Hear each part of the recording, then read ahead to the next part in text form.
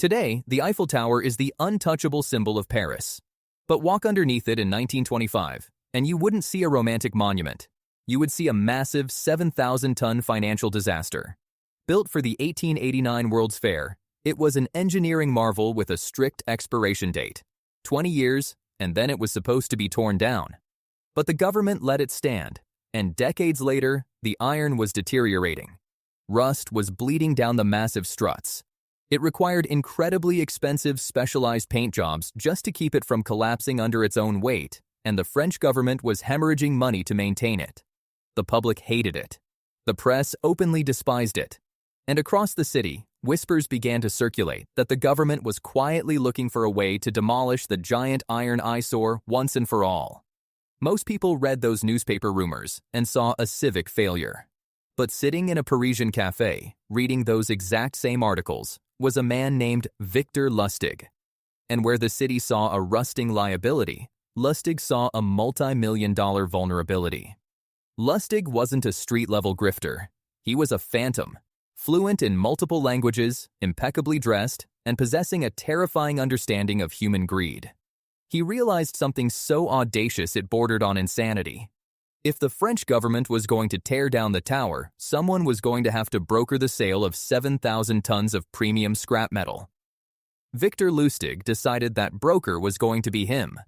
The only problem was, he didn't own the Eiffel Tower. To pull off the greatest illusion in history, Lustig couldn't just play a part, he had to become the institution. He didn't just print fake business cards, he spent a fortune hiring the absolute best underground forgers in Europe to create flawless, watermarked government stationery. He secured a fake identification badge that perfectly mimicked the Ministry of Posts and Telegraphs. He transformed himself into the deputy director, a man with the posture, the arrogance, and the quiet authority of a top-tier European bureaucrat.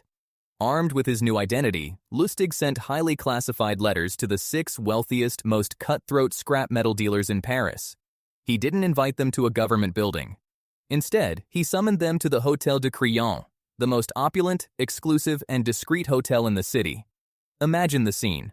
6 ruthless businessmen sitting in a heavily guarded hotel suite. Lustig stands at the head of the table. He speaks in a low, serious tone, demanding absolute secrecy. He tells them what they already suspect. The maintenance costs have ruined the city's budget. The decision has been made. The Eiffel Tower is coming down.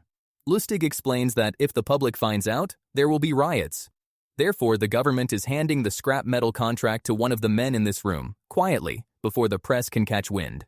It was a flawless psychological trap.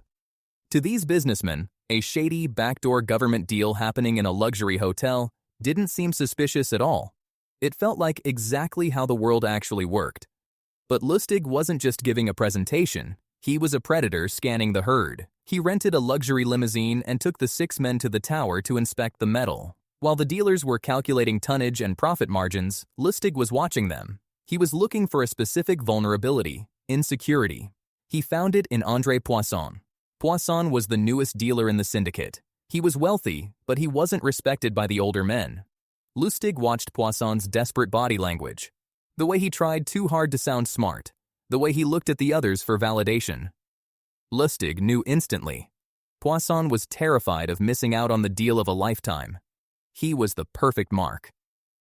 Lustig called André Poisson in for a private, one-on-one meeting to finalize the contract.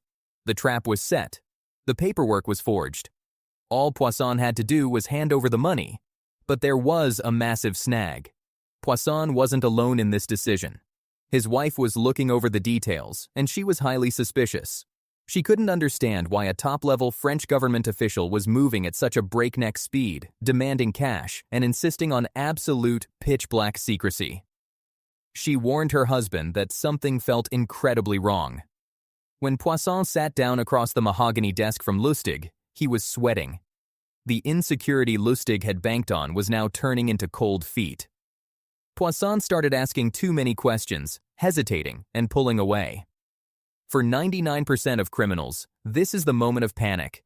This is where they get aggressive, over-explain, or try to force the deal, which instantly blows their cover. But Victor Lustig was a maestro of human behavior. He didn't push back. He didn't defend the government's timeline. Instead, he completely changed his posture. He slumped slightly in his chair.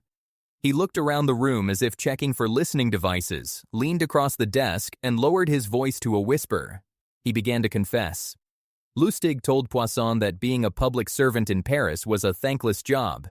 He complained that his salary barely covered his living expenses, let alone the high society lifestyle he was expected to maintain. He sighed, looking Poisson dead in the eyes, and heavily implied that it was a real shame how hard it was to make a decent living without a little outside help. It was a stroke of psychological absolute genius. Poisson's eyes lit up. The tension in his shoulders completely vanished. Lustig wasn't rushing because it was a scam. He was rushing because he was a corrupt politician looking for a bribe. In the cutthroat, unregulated business world of the 1920s, a government official asking for a kickback wasn't a red flag. It was the ultimate green light.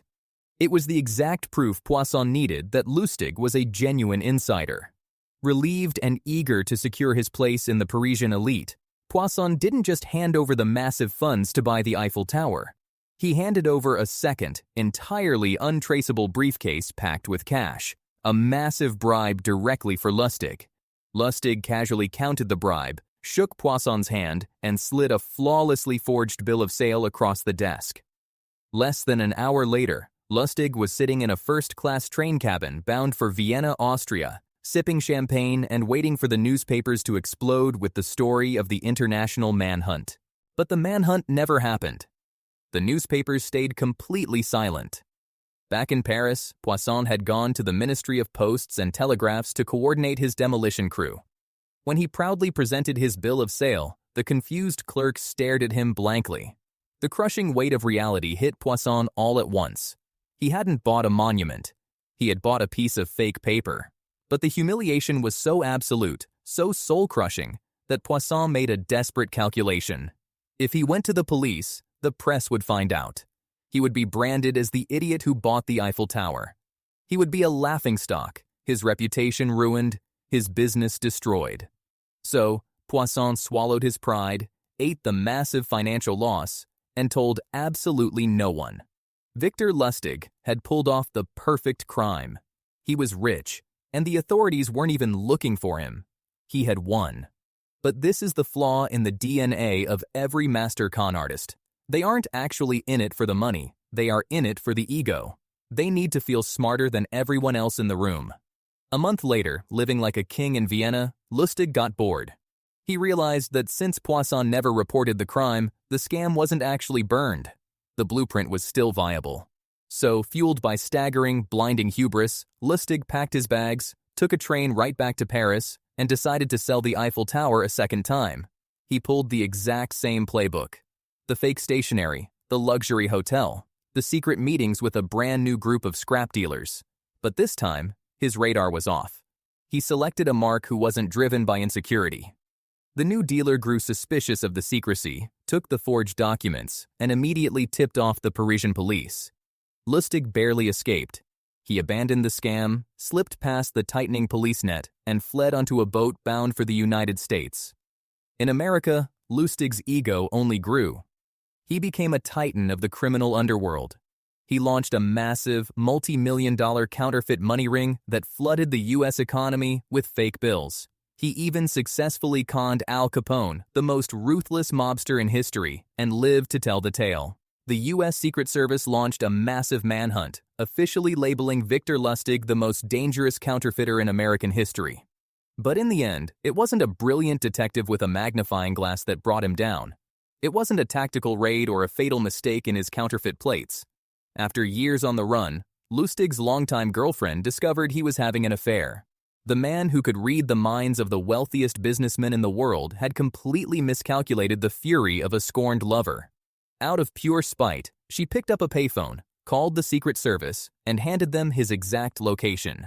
The man who sold the Eiffel Tower was arrested, tried, and shipped to Alcatraz, the most brutal, inescapable prison in America.